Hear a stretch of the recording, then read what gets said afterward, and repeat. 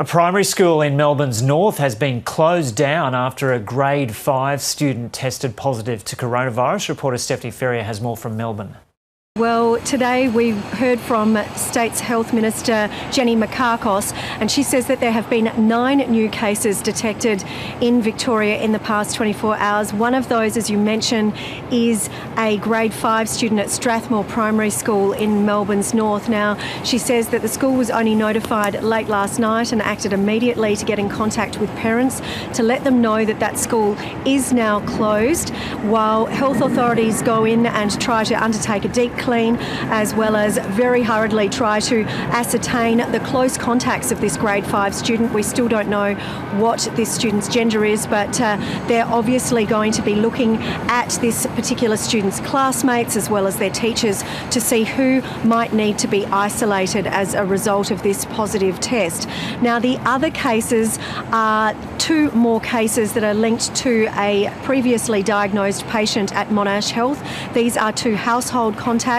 We also know that there is 1 new case linked to an extended family cluster in Coburg, and this particular case is now linked to 12 individuals testing positive. You'll remember that yesterday there were 4 children that were affected as a result of this particular extended cluster, which really comes from the northern and southeastern suburbs. So we're talking Coburg, Broadmeadows, down in Pakenham, and now there is another suburb that has been affected in terms of this household, which is Reservoir in Melbourne's north. And Steph, people in other states and territories around Australia might be looking at what's happening in Victoria and think, geez, they've got more to deal with than we do. It's tiny compared to what's happening in overseas countries, but it's more than what's happening in other states and territories. But yeah, authorities there in Victoria are pretty confident that they will be able to proceed with the easing of restrictions as planned. We heard kind of Brett Sutton saying that yesterday.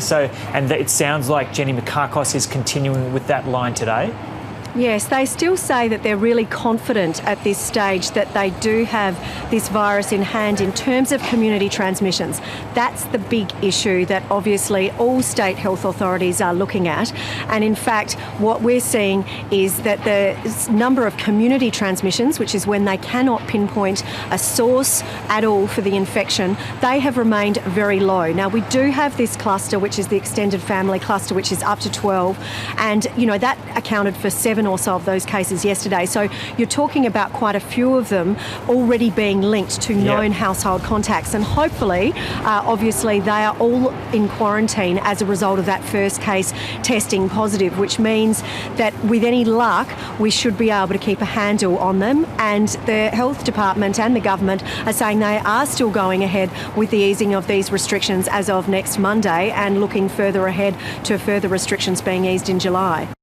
So Steph Ferrier reporting there from Melbourne. So Victoria, Queensland and New South Wales have reported their numbers for today. Victoria 9 cases, but the officials there are confident they're on top of the outbreaks where they are at the moment. New South Wales today 3 new cases, but all of those are people in hotel quarantine, so no community transmission in New South Wales. It's had a really good run over the past couple of weeks. There's been 2 cases of possible community transmission.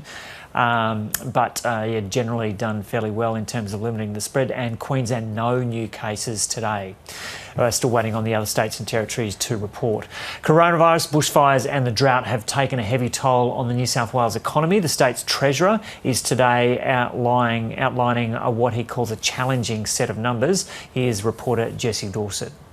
The New South Wales budget has been delayed because of coronavirus, so the State Treasurer, Dominic Perrottet, will today instead deliver an economic update to Parliament here in Sydney. He'll tell the Parliament that the state's economy is expected to contract by 10% this financial year, and the state's revenue is expected to fall by $20.3 billion across 5 years. Of course, the knock-on effect of that is fewer jobs, and the unemployment rate is tipped to rise from 6% to 7.75%.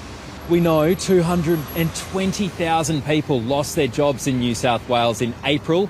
That number is expected to rise to 275,000 by the end of the June quarter. Dominic Perrottet says the government's focus is shifting from response to recovery, and part of that is an easing of restrictions, including on public transport. The government this morning announced more commuters can catch public transport from July. 68 people can travel on a train carriage, 23 on a bus and 450 on a ferry. Here's the New South Wales Premier, Gladys Berejiklian. If you see a green dot, it is safe to sit or stand there, and that new configuration will be available from 1 July. Now, this is pleasing for those people who work in places like the CBD or people who do rely on public transport. We're still encouraging people to travel outside the peak where possible, but now we will have extra capacity in the peak. I don't know anywhere else in the world which has those indicators for the customers, but also the apps and the on-demand services that let people know what is happening on their particular service in real time. This is world leading. I'm incredibly proud of what New South Wales has done. From almost 8,000 coronavirus tests, 3 new cases were detected in New South Wales. All are returned travellers in hotel quarantine. Jesse Dorset reporting there. Pressure is growing for several states to set a firm date to reopen their borders. At this stage, Queensland looks set to welcome back interstate visitors from July the 10th. But the head of the Cairns Chamber of Commerce, Sally Millicota, says it could take at least 5 years for tourist numbers to return to pre-COVID levels. Cairns was the first area that went into this crisis. We lost flights taking live seafood to China back in early January.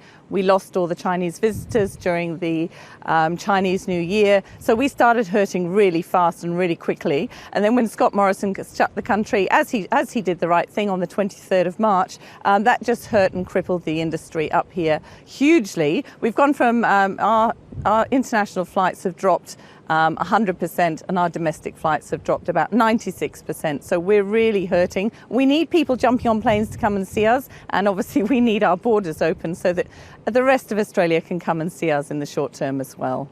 Far North Queensland, well, we have about 54% of our tourists come in on our airlines, and a lot of those are coming from out of our state. So we need the borders open, and we have been putting Anastasia Palaszczuk and her government under pressure, as has all the other membership bodies up here in Far North Queensland. Open the borders, let the people come. She's talking about opening the borders on the 10th of July. That's the end of the school holiday. We need the borders open so that people in New South Wales, Victoria, ACT, WA, etc. can all come here and bring their kids for their school holiday. That's when our busiest tourist season is. We've been talking to Scott Morrison, we've been talking to his local member, Warren Ench, and we've been saying we are going to hurt for a lot longer. At the end of September, that's when our quiet season starts. So we're asking and pleading that the JobKeeper gets pushed out by another 6 months for those businesses that are genuine and for those businesses that need it. Otherwise, we're going to have our job seekers leap up and our unemployment get from about 4.5, which it was in January, up to about 15 to 18%. Those are really alarming figures, and we're really concerned about Far North Queensland. So we are going to be hurting for a lot longer. More than 8 million people have now been infected by COVID-19 around the world, according to Johns Hopkins University. Although cases have been declining in some parts of the world, like Australia and Europe, there's been a rapid increase in other regions, especially in Latin America. Globally, more than 7.8 million cases of COVID-19 have now been reported to WHO, and more than 430 deaths. It took more than 2 months for the first 100,000 cases to be reported. For the past 2 weeks, more than 100,000 new cases have been reported almost every single day. Almost 75% of recent cases come from 10 countries, mostly in the Americas and South Asia. However, we also see increasing numbers of cases in Africa, Eastern Europe, Central Asia, and the Middle East. Even in countries that have demonstrated the ability to suppress transmission, countries must stay alert to the possibility of resurgence. Last week, China reported a new cluster of cases in Beijing after more than 50 days without a case in that city. More than 100 cases have now been confirmed.